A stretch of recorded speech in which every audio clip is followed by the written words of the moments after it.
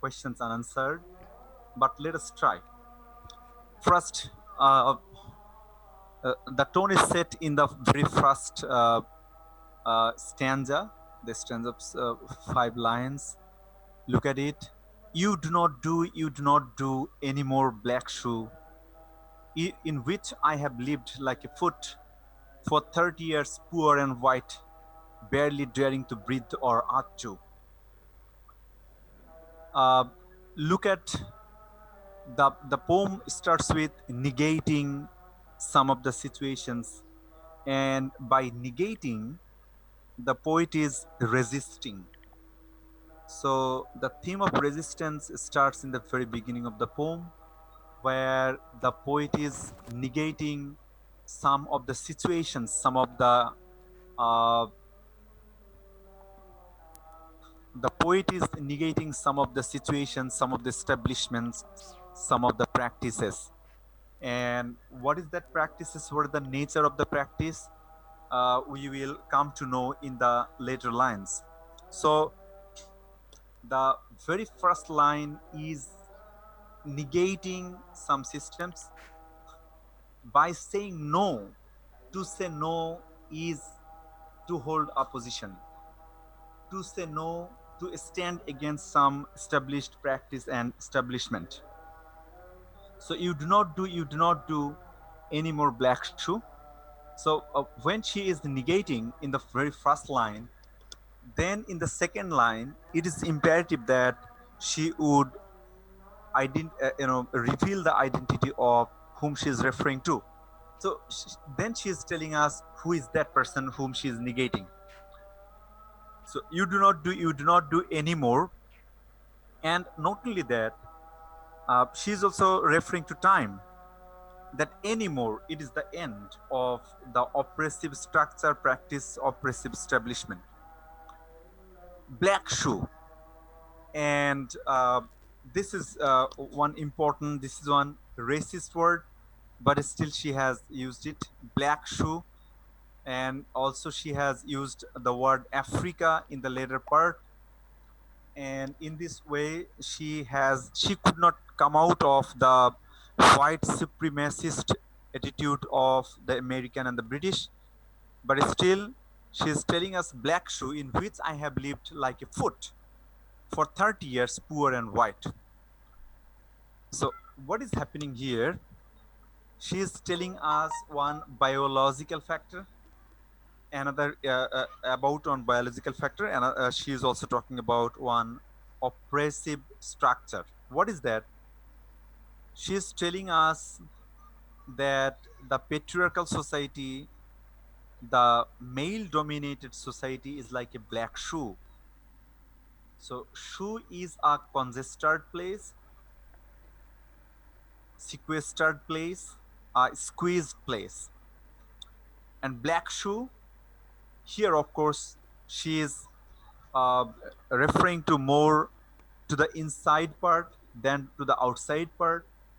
She's telling us about the lightlessness of the situation. So she is negating this lightlessness situation of the sequestered or squeezed space. তাহলে তিনি যখন black শুর কথা বলছেন, বুঝতে হবে তিনি একটা সিস্টেমের বিরুদ্ধে দাঁড়াচ্ছেন এবং আমাদেরকে বলবার চেষ্টা করছেন যে black shoe is none other than the patriarchal society, black shoe is none other than the male dominated society, black shoe is none other than the oppression suppression unleashed by the people in the center, in which I have lived like a foot. Now, she could compare her position to other parts of the body, but she is comparing her position to a foot. Why she is comparing her to a foot? Generally, foot is the part which is in touch with the ground and which generally bears the burden, which generally carries the body, which generally have connection with the ground, and also come in touch with different difficulties when while anyone walk on the road. So she is also feeling that She is someone who is bearing the burden.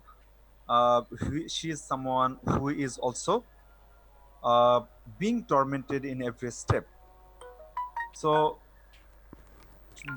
this food is not only food, rather this food is the women in the society, the trampled section, the section which can be termed as the beast of burden. So in the very first three lines, the poet is very straight about some of her positions. Number one position is that she is determined to negate a system. She is determined to say a straight no to the system. Next one, she is also determined to stop it, curb it, cut it just now, anymore. আর চলবে না, এটা শেষ। Then who are the people who those people who are oppressed, suppressed?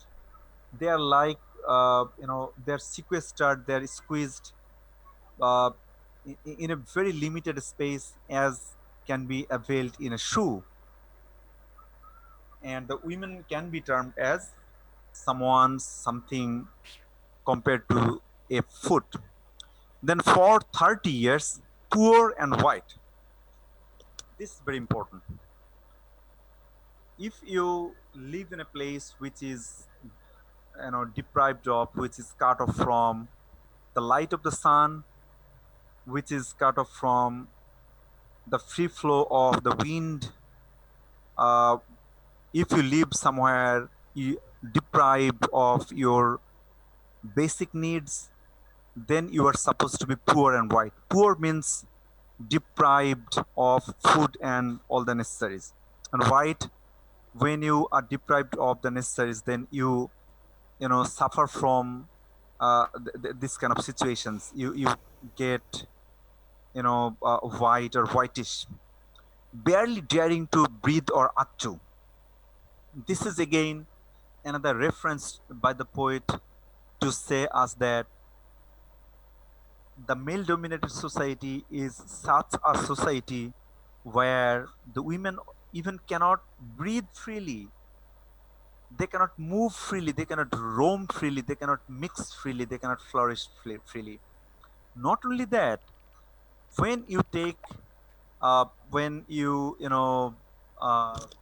sneeze, then generally the the byproduct of the body gets out through the nose and through the face, through the mouth. So what is happening when you even cannot sneeze, you cannot breathe freely, then you are supposed to be sickly, you are supposed to reduce to be a weak person.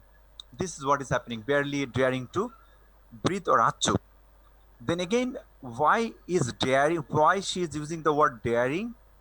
Because it's a terrifying situation, it is a terrible situation created and sustained by the law, by the practices, by the tradition. So they cannot even dare to breathe freely, they cannot even dare to achu freely, they do not dare to sneeze freely. So this is the first para. If you can understand the first stanza, then I'm sure you are going to understand the remaining stanzas. If you cannot understand the first stanza, then it is tough. Now we'll think for 5 minutes. I will ask you about the first stanza and different words of the first stanza. Read this stanza again and again. Sir আমার একটা question ছিল। Please. Sir এই যে এখানে বললো না for 30 years এর পর পুয়ার অ্যান্ড হোয়াইট, এখানে কম্বিনেশনটা দিয়ে কি বোঝাচ্ছে? সাধারণত যদি আমরা ওই তখনকার সময়ের যদি যে যাদের ব্ল্যাকদের উপর যদি অত্যাচারও বলি বা এরকম কিছু যদি কানেক্ট করতে চাই, দেন পুয়ার অ্যান্ড হোয়াইট কেন? আরে হোয়াইট রক্ত শূন্যতা দেখা দেয় না, ও ও হোয়াইট এখানে রক্ত শূন্যতা। তোমাদের বললাম না, আলো বাতাস থেকে যদি তুমি দূরে থাকো তাহলে তোমার শরীরে কি দেখা দিবে, রক্ত শূন্যতা দেখা দিবে না।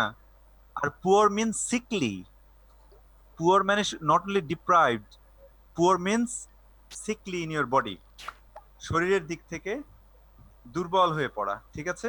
ও জি sir. Okay.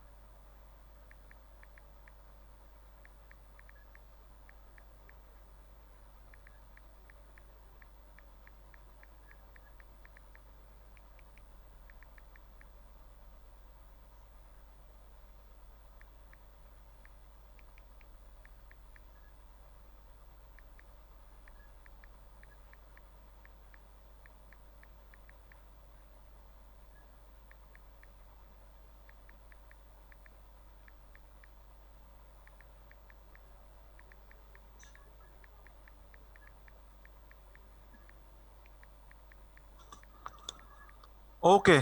Any question about the first stanza? No question. So now, anyone tell me about the first stanza, what the writer is talking about in the very first stanza? Anyone?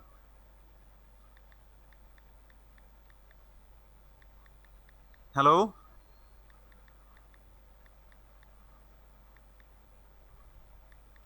যে কোনো একজন বলো। Khan Mahmudur Rahman. Mahmudur. Sir net sir নেটে একটু সমস্যা করতে sir. আচ্ছা, কিছু কি বুঝেছো ক্লাস?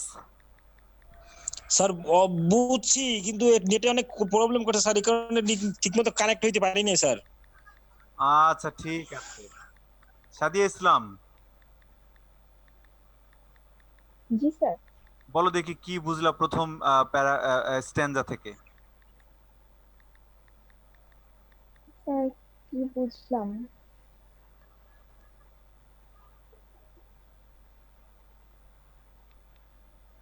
আম, ওই যে মানে ব্ল্যাক শুর সাথে তুলনা করা হয়েছে মেলদেরকে, এবং ফুটের সাথে তুলনা করা হয়েছে হচ্ছে মহিলাদের।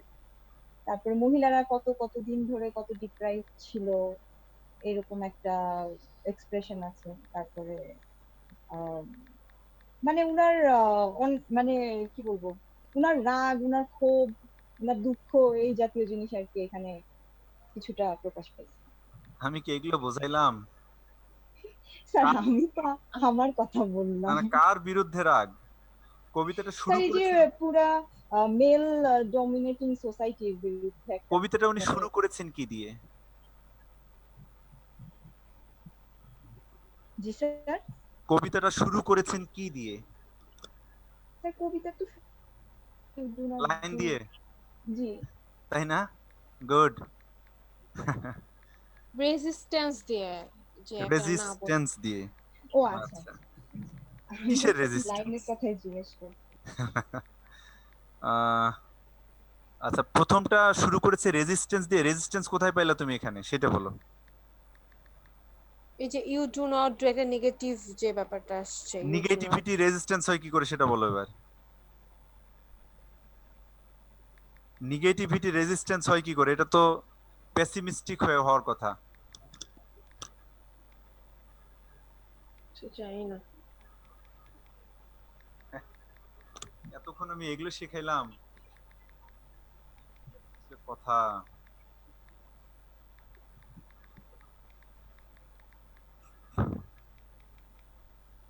আল্লাহ, শোনো, রেজিস্ট্যান্সের প্রথম দিকটা হচ্ছে say no to the system, say no to the oppressive structures, the practices. সুতরাং আমরা যে নেগেটিভিটিকে প্যাসিমিজম ধরবো, সেই নেগেটিভিটি এই নেগেটিভিটি না। You do not do, you do not do, it is not that she's negating herself or presenting herself as a negative character, negative with negative vibe. Rather, she is telling us uh, about her position, about her resistance about the oppressive structure. She's negating that system. এইটা হচ্ছে প্রথম কথা। এইভাবে এটা resistance. Black শু কেন, কে বলতে পারো আমাকে? ব্ল্যাক শু, কালো শু কেন? স্যার কালো শুটা তো স্যার একদম মানে ওতপ্রোতভাবে জড়িত জাতীয় জিনিস বলতে যা বোঝায়, অলমোস্ট সব জায়গাতেই কালো শুটা ব্যবহার হয়। কালো শু কি ঠিক ওইভাবে বললে আমরা কবিতার সঙ্গে যেতে পারবো? না স্যার, এখানে ব্ল্যাক শু বলতো যে ব্ল্যাকদের উপরে যে ইয়াটা ছিল, সে বললো না, black shoe in which I have lived like a food. সে যে প্রকার টর্মেন্টের মধ্য দিয়ে আসছে, ওই কথাটা বলতেছে।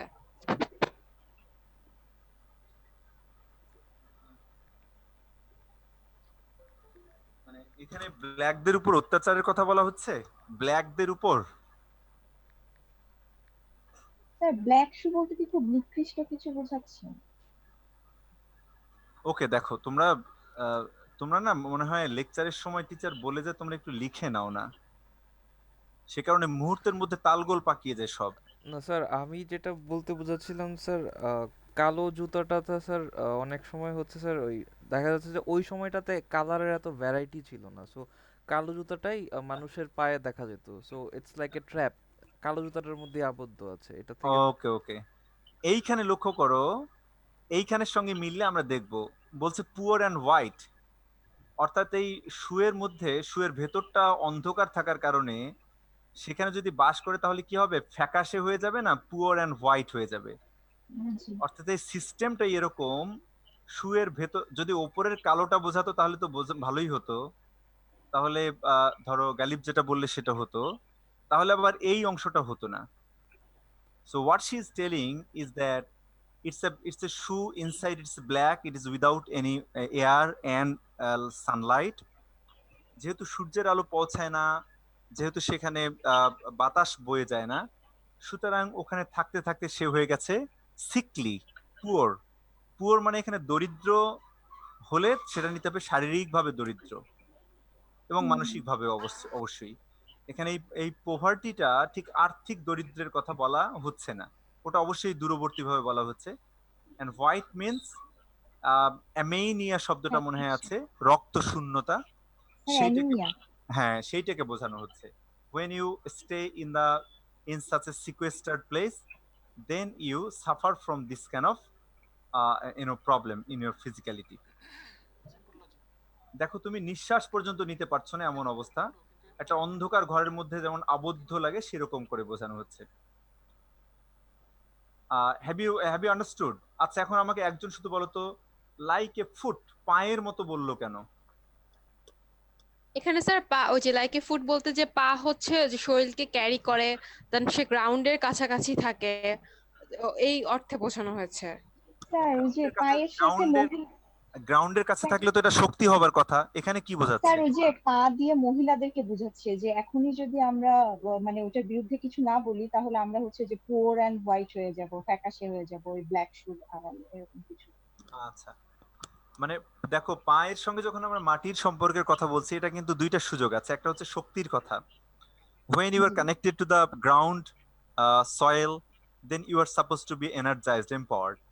কিন্তু এখানে সেটা বোঝাচ্ছে না। Foot is like beast of burden, আমাদের পাটা কি করে বহন করে। The women also bear the burden of the society, they also bear all the pains, all the sufferings, go through all the sufferings when they bear this burden. পা যেমন করে বহন করে চলে, সেই রকম, সেই অর্থে আর কি এই পায়ের সঙ্গে তুলনা। ঠিক আছে, তাহলে শু, পা, পুয়ার অ্যান্ড হোয়াইট, এগুলো আমি বললাম। তিনটা জিনিস ক্লিয়ার হয়ে নাও। আর এইটা সবচেয়ে গুরুত্বের সঙ্গে এইটা বলেছি যে নিগেট করা মানেই হচ্ছে রেজিস্ট করা, না বলতে শেখা মানে হচ্ছে প্রতিরোধ করা, প্রতিবাদ করা। আচ্ছা, আরো ক্লিয়ার? জি জি sir. Sir. Okay, next one. এবারে হলো নেক্সট প্যারা আমরা চলে যাই। Daddy daddy I have had, daddy daddy I have had to kill you. So this is a surprising twist in the poem. How can you say daddy daddy I have had to kill you? তোমাকে আমার হত্যা করার কথা। You died before I had time, কিন্তু আমি যে তোমাকে মারবো তার আগে তুমি তো মরে গেলা, এই জন্য তোমাকে হত্যা করতে পারি নাই। তোমরা এই পর্যন্ত সিলভিয়া প্ল্যাথ সম্বন্ধে যত আলোচনা করেছি, এই দুইটা লাইনকে কিসের সঙ্গে তুলনা করবে, কার সঙ্গে লিঙ্ক করবে? আমি দেখি তোমরা কতটুকু মনে রাখতে পারলে। কবিতার কোন বৈশিষ্ট্যের সঙ্গে এই দুইটা লাইন যায়?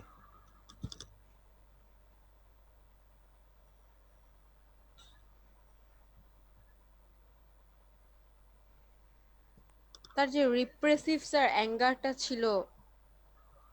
না না না, এটা হচ্ছে কবিতার বৈশিষ্ট্য। মানে তো আমরা ধরবো যে কবিতার, আমরা যে কনফেশনাল পোয়েট্রি বলেছি না, জি ধরো স্যার। তুমি বাবাকে হত্যা করতে চাও, এই যে একটা ট্যাবু টাইপের কথা না, এটা কি সম্ভব নাকি? বাট কনফেশনাল পোয়েট্রিতে এটা সম্ভব, যে তোমাকে আমি হত্যা করতে চেয়েছিলাম, প্রকাশ্যে বলছো বাবা তোমাকে আমি হত্যা করতে চেয়েছিলাম, কিন্তু পারিনি কেন? Because you died before I had time, I didn't get. তাহলে after that she is now telling that that black shoe is the daddy. Who is the black shoe? Is the daddy. এখন ওই যে নিগেট করা, you do not do, তুমি আর পারবা না, পারবা না, এর কারণ হচ্ছে I have already determined to kill you. তোমাকে তো আমি মেরেই ফেলবো, তুমি আবার পারবা কি করে? So it's over with you. আর ক্লিয়ার? Yes, sir. তোমরা কি বুঝতে পেরেছো? শুরুতেই যে বললো যে আর পারবা না, আর পারবা না, কারণ কি? আমি তোমাকে তো মেরেই ফেলবো, আর পারবা কি করে? আচ্ছা, এই যে মেরে ফেলতে যে চাচ্ছি, কেন চাচ্ছি, সেইটা হচ্ছে এই ব্যাখ্যাটা এইখানে।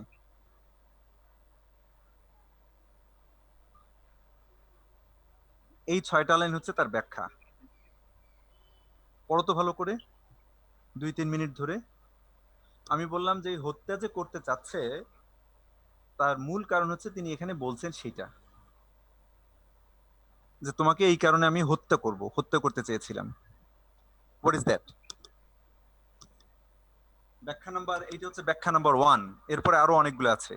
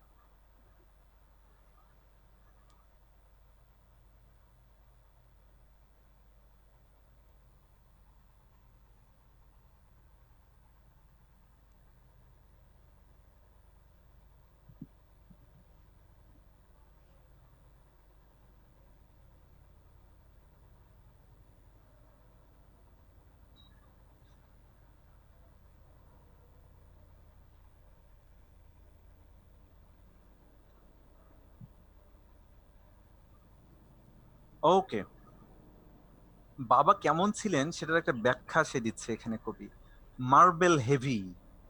সো লুক, তুমি যদি মার্বেল পাথরের নিচে পড়ে যাও তাহলে কেমন লাগবে তোমার? So he was such an oppressive figure that he was always a weight, like a heavy weight on her. Number one. Number two, a bag full of God. So a God bag full. So not only a godlike figure, but also bag full. So if you fill a bag with marble and attach that figure to God, marble পাথর সেটাকে bag ভর্তি করে সেটা আবার গডের মতো তুলনা করলে টোটালটা দাঁড়ায় একটা ভেরি ভেরি অপ্রেসিভ ফিগার। গ্যাসলি statue with one grey toe big as a Frisco seal. এখানে লক্ষ্য করো গ্যাসলি statue. So he is telling that his father her father was like a statue, lifeless person, because if he had life, if he had sensitivity, if he had emotion in him, then he was supposed to be humanly, be just in his treatment, but he was not like that. Rather, he was like a statue with one great toe. This is one autobiographical element, great toe. তার বাবা মারা গিয়েছিলেন, তোমরা তো জানো সবাই যে তার বাবা মারা গিয়েছিলেন একটা বড় ধরনের অপারেশন হয়েছিল তার পায়ের মধ্যে, and there was gangrene in her because of amputated leg. তার পাঁজে কেটে ফেলা হয়েছিল, সেখানে গ্যাংগ্রিন হয়েছিল, এবং then diabetes was diagnosed, and finally he died in a very short time. সুতরাং the great toe is very simple, very clear that it is the great toe, the toe which was gangrenous when he died. Big as a frisco seal. uh, this is important, is that why he's talking about frisco seal and a head in the freakish Atlantic. So now big as a frisco seal. Frisco seal বুঝতেই পারছো এটা একটা স্থানকে বোঝাচ্ছে, San Francisco or somewhere like that. When she's talking about a big town, she's also referring to the fact that her father, while studying his PhD level, he was working there.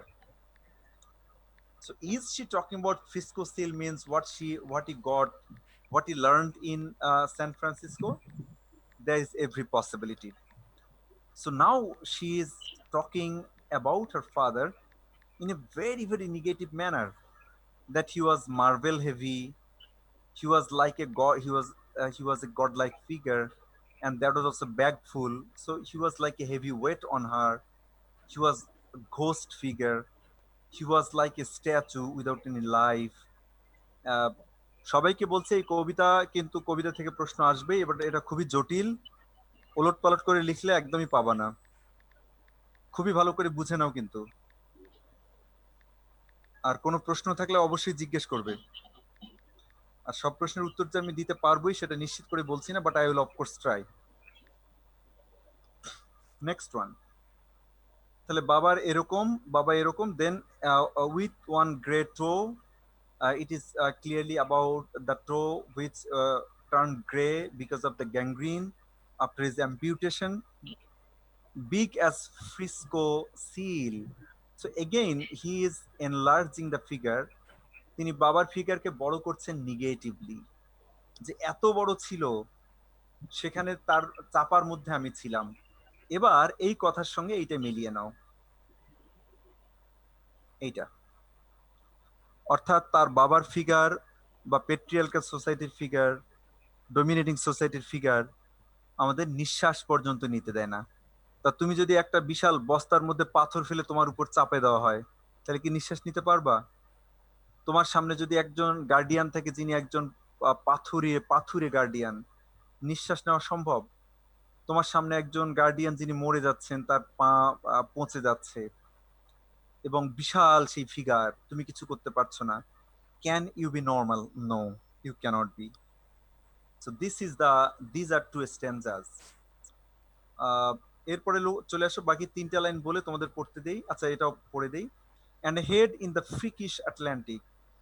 So look at again she is enlarging the figure. তার বাবার ফিগারকে god like ফিগারে রূপান্তর করছে, যে তার হেডটা হচ্ছে, তার মাথাটা হচ্ছে এই পাগলাটে আটলান্টিকের মধ্যে, where it pours bean green over blue in the waters of beautiful Nauset. It is again one place in America. And তাহলে কি দাঁড়ালো? Then where it pours bean green over blue ocean. So generally the ocean water is blue. আমরা সাগরের পানিকে নীল বলি, এবং সেখানে সবুজ ধরনের পানি দিচ্ছে সে ওখানে। সো আমরা যে শুরুতেই পড়লাম যে sometimes she is talking about some positive aspects, positive imagery. Then he is talking about one positive imagery, that what he is doing, that what he is pouring, what he is giving there is positive, is green.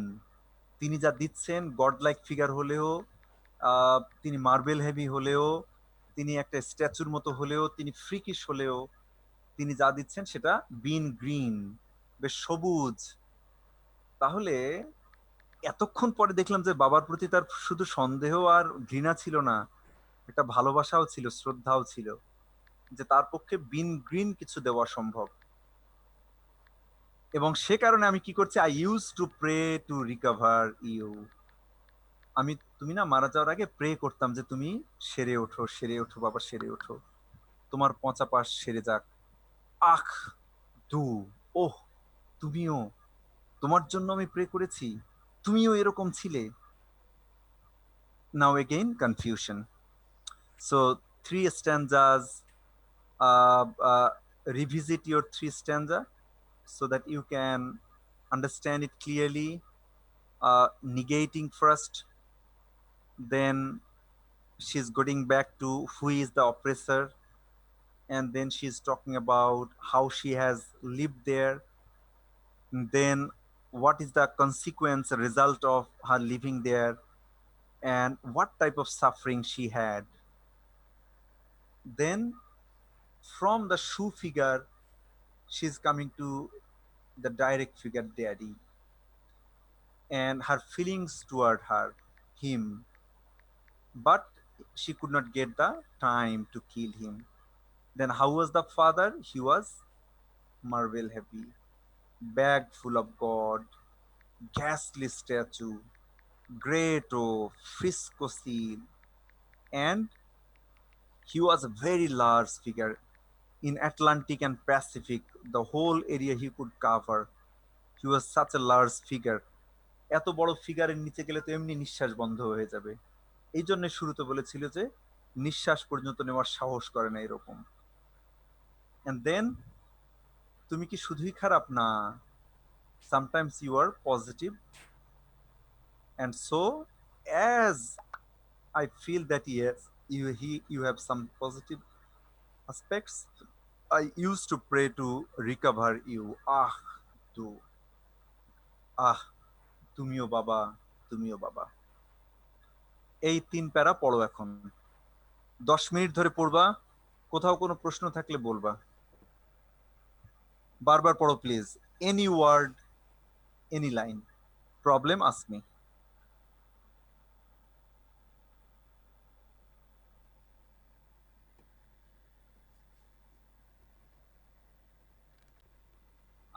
Now, so what do the German people, the Nazis, the Hitler supporters do? They scraped flat towns after towns during the time of wars. But the name of the town is common. My Polak friend says, কিন্তু তুমি যে শহরে জন্ম নিয়েছিলে সেই শহরের নাম এত কমন যে আমার পোল্যান্ডের ফ্রেন্ড বলেছে দেয়ার আর ডজনস অর টু, ওই নামে তো 1 ডজন বা 2 ডজন টাউন আছে, তাহলে তোমার জন্ম কোথায়? দিস মিনস, লক্ষ্য করো যেসব especially the sex worker, the prostitute type of girls who you know migrate from one town to another, and they don't have any settled position, settled residence, it is possible that she is questioning the origin of the father. She is now talking about that her father said that he was born there. তার বাবা বলেছে হ্যাঁ ঠিক আছে এই নামে একটা শহরে আমি জন্মগ্রহণ করেছি, but actually that you said because you wanted to confuse me. আসলে তোমার কোনো জায়গায় নাই, কারণ আমার পোল্যান্ডের ফ্রেন্ড বলেছে এই নামে তো অনেকগুলো শহরে আছে, তাহলে তোমার বাবা হচ্ছে আসলে প্রায় সূত্রহীন জন্ম পরিচয়হীন মানুষ। তোমরা এই প্যারাটা বুঝেছো? সবাই কি জি বুঝেছো স্যার। এই 6টা লাইন? জি স্যার। আচ্ছা, প্লিজ বোঝো, কিন্তু দেখো তোমাদের আমি এটা আগে পড়িয়েছি, তোমাদের পড়ানোর জন্য আজকে আবার পড়েছি। সুতরাং it is really very tough poem. Next one. So I never could tell where you put your foot, your root. সুতরাং বাবা, তোমাকে যে আমি বাবা বলে জানি, তোমার যে পা কোথায় পড়েছে, তুমি যে জন্ম কোথায় নিয়েছো, তোমার শেকড় কোথায়, এটা নিয়ে নিশ্চিত বলা। I never could talk to you, এটা নিয়ে তোমার সঙ্গে আমি কথাও বলতে পারিনি। তার মানে কি, তুমি আসলে you wanted to conceal, you wanted to hide your origin, your birth. তোমার জন্মের ঠিক নাই তো, আর তোমাদের জার্মানিদের জন্মেরই ঠিক নাই। আসলে এই কথা বলতে চাচ্ছে, জার্মানিদের প্রতি এক ধরনের অবিশ্বাস, দ্বিতীয় বিশ্বযুদ্ধোত্তর সময়ের গল্প আর কি। এবার লক্ষ্য করো, শুধু জার্মানি যারে দেখতে নারী তার চলন বাঁকা, সে কারণে জার্মানিতে যেহেতু আমি পছন্দ করি না, তার ভাষা কি পছন্দ করব না? তাদের ভাষাকে কি রকম পচাচ্ছে লক্ষ্য করো। The tongue stuck in my জ। তোমার সঙ্গে কথা বলবো কি, তুমি যে জার্মান ভাষায় কথা বলো, এই ভাষায় কি কথা বলা যায়? এ ভাষা তো একেবারে চোয়ালের মধ্যে আটকে যায়, এ ভাষা তো বের হয় না, জঘন্য এক ভাষা। কেমন ভাষা? It stuck in a barb wire snare. এ ভাষা এমন যে তারের যদি তুমি একটা ফাঁদ বানাও, সেই ফাঁদে যেমন করে যা কিছু সবকিছু আটকে পড়ে, this language is like this, it is like snare. সুতরাং you German, your ancestors, your language, everything is bad, like the patriarchy, like your origin, like the German, like the Nazis, like Hitler. Okay. Ich, ich, ich, ich. I could hardly speak. I could hardly speak. আমি চেষ্টা করেছি এই ভাষায় কথা বলার, পারিনি।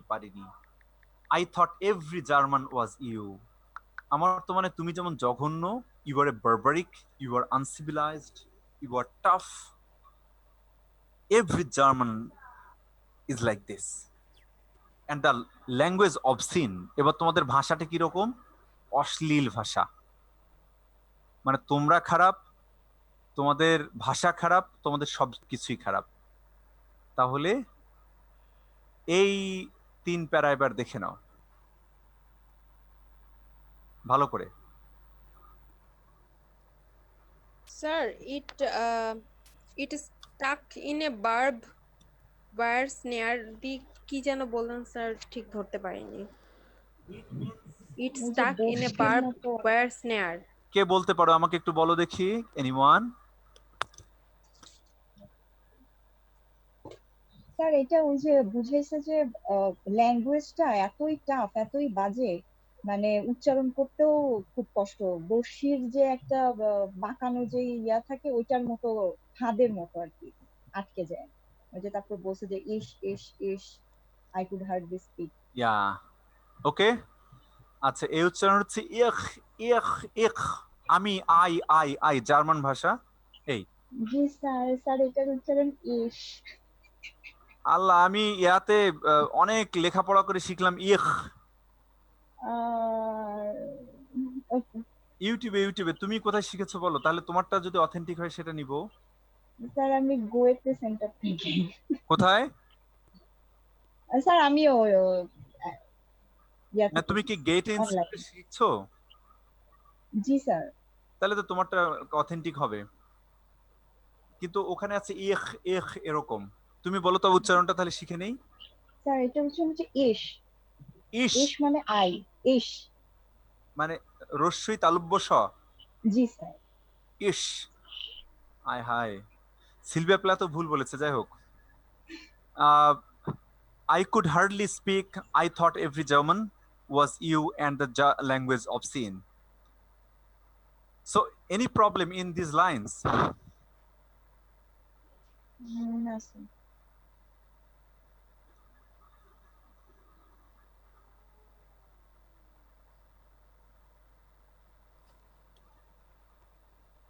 Okay. So, with these 6 stanzas, 6 or 7, 1, 2, 3, 4, 7 stanzas, we'll stop today. Hopefully, we'll end in the next class, inshallah. Sir, sir এখানে বলো একটা কথা বলি। বলো। আমরা যতটুকু পড়লাম স্যার, হ্যাঁ হ্যাঁ। এটুকুতে মনে হয় যে মানে সে প্রচন্ড মানে মানসিক অস্থিতিশীলতার মধ্যে দিয়ে যাচ্ছিল। কারণ স্রেফ ওর বাবা কি করেছে যে ওটা স্যার খুব একটা কিন্তু ডিটেলে বলেনি যে বাবা খুব গাম্ভীর্যপূর্ণ ছিল, বাবাকে নেগেটিভ অর্থে বলেছে। কিন্তু স্রেফ তাকে ছোট করতে গিয়ে মানে জার্মানিকে টেনে আনা, দেন হচ্ছে ল্যাঙ্গুয়েজটাও অশ্লীল, সব মানে সবকিছু মিলে স্যার মনে হয় যে মানে প্রচন্ড হেট্রেড এবং অ্যাঙ্গার তার মধ্যে ছিল। এবং যা থেকে স্যার এরকম মানে তেমন মানে বাবাকে আমি বলতে চাচ্ছি স্যার, বাবাকে হেট করার এমন কোন মানে স্পেসিফিক রিজনও কিন্তু খুব একটা দেখায়নি যে বাবা ওরকম বা সেরকম, বা মানে বাবার ফিগারটাকে সে জাস্ট দেখিয়েছে। কিন্তু মানে স্যার মনে হয় যে খুব নিজের নিজের যে সমস্যাটা বা নিজের যে মানে ভেতরে, আমি বলতে চাচ্ছি স্যার রিপ্রেসিভ যে একটা হেট্রেড এবং অ্যাঙ্গার, ওটাকে স্যার মানে সে একদম উদ্গীরণ করলো। আহ আমাদের আরো পুরো কবিতা পড়তে হবে, কারণ পরবর্তীতে তার থুতনিটাকে বলছে শয়তানের পায়ের মতো, তারপরে তার মোচটাকে বলেছে সেটা হিটলারের মতো। স্যার কেমন? ওনার বাবা তো খুব খারাপ কিছু করেন নাই ওনার সাথে, তাহলে মানে উনি এত কেন রাগান্বিত ওনার বাবার প্রতি? বা একটা হচ্ছে লক্ষ্য করো যে আহ, কিছু মানুষের কাজের মধ্য দিয়ে তুমি তাকে মূল্যায়ন করো, কিছু করো তোমার ইমপ্রেশন থেকে। তুমি কারো চোখের দিকে দেখে বললা যে এরা চোখ খারাপ, আসলে দেখা যাচ্ছে ওর চোখের মধ্যে এরকম কিছু ছিলই না। বাংলা একটা খুব বিখ্যাত ফিল্ম আছে অনেক আগের, রাজ্জাকের সোনালী আকাশ। দেখবে যে রাজ্জাক হচ্ছে অন্ধ একটা মানুষ, গ্রাম থেকে এসে একটা শহরের আত্মীয়ের বাসায় উঠেছে। সে সারাক্ষণ জানালা দিয়ে তাকিয়ে থাকে। ছোট করে গল্পটা বলি যে পাশের বাসায় থাকে আমাদের কবরী ম্যাডাম, উনি ডাক্তার। তো দেখা যাচ্ছে জানলা দিয়ে তাকিয়ে থাকে, তো তার রুমের দিকে তাকিয়ে থাকে। সে তো একাধিক দিন এসে ব্যাপক পরিমাণে গালিগালাজ করে যে আপনার চরিত্রহীন, খারাপ, এটা সেইটা। পরে তার বাবার সঙ্গে একদিন দেখা হয়, গ্রামের মানুষ নিচে, কি বাবা এটা সেটা, বললো "এই আমার ছেলের অন্ধ চোখ, এটা সেটা"। তখন যাই হোক, সিনেমায় যা হবে আর কি, এবার নায়িকা খুব কষ্ট পাবে, তারপর সে চোখ ভালো করে দিবে, তাদের ভালোবাসা হবে, সেটা ডিফারেন্ট কথা। So what happens, we evaluate basically from two perspectives. One is from what happens, another is from what we perceive, what we think. এবং প্রবলেম হচ্ছে মোস্ট কেসেস আমরা আমাদের ভাবনাটাকে চাপিয়ে দিই অন্যের উপর। একজন তাকিয়ে আছে, তুমি ধরে নিলা যে এ খারাপ ভাবে তাকাচ্ছে, কারণ তুমি তোমার ভাবনাটাকে ওইভাবে করে নিয়েছো। So what Sylvia Plath is doing, what she is telling us about the father, this is mostly from her perception. সুতরাং কেন তিনি বলছেন, কেন তুমি বলতে পারবেন না? আমরা কমনলি মানুষ সম্বন্ধে যেসব মূল্যায়ন করি, আমরা কতটুকু জেনে করি আর কতটুকু আমাদের ধরে নিয়ে করি। ও যখন এটা করেছে তখন এটাই হবে ও, এই তো আমাদের কমন পারসেপশন। অথচ তুমি নিজে নিজেকে চিনো না, আর 14 জনকে আবার মূল্যায়ন করে বেড়াচ্ছ। Got it? সুতরাং এই হচ্ছে প্রবলেম। এই যে দেখো, আমি কত কষ্ট করে উচ্চারণগুলো শিখলাম, ইখ ইখ, এখন শুনলাম এটা ইস। আমার ইস উচ্চারণ করা কত সহজ ছিল। জি স্যার। স্যার এবং এরকম অনেকগুলো গানও আছে জার্মান। না, ইস শুধু তাই বলে। নয়, তাই নয়, তুমি যদি গেটের কথা না বলতে তাহলে তো আমি এটা মানতামই না। আমি এত কনফিডেন্ট ছিলাম, তার মানে আমরা ভুল করেও কনফিডেন্ট থাকি। তার মানে কি দাঁড়াচ্ছে, একটা মূল্যায়নের অনেকগুলি মাত্রা আছে এবং বাস্তব জীবনে আমরা তাই করি। তুমি তোমার ব্যক্তিগত জীবন থেকে দেখো, যেসব মানুষকে তুমি পছন্দ করো তাকে অকারণে অনেকগুলো জিনিস আরোপ করো, যাকে পছন্দ করো না তার উপর আবার অকারণে অনেকগুলো জিনিস তুমি চাপিয়ে দাও, তার হাঁটায় চলায় কথায় বলায়। জি sir. This this is what happens to আস।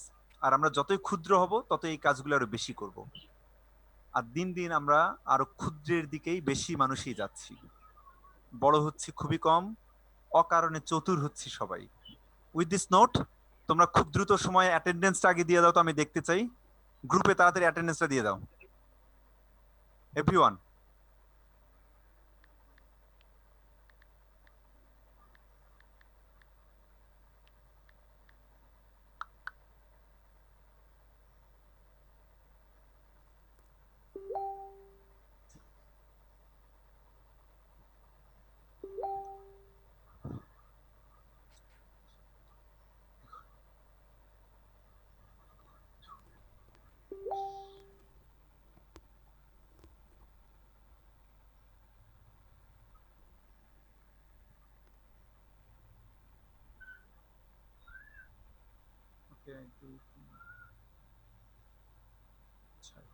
আচ্ছা, আরো একজন বা দুজন ছিল, তোমরা কি জানো আর কে ছিল? এক সময় 9 জন মনে হয় হয়েছিল তোমরা গ্রুপে।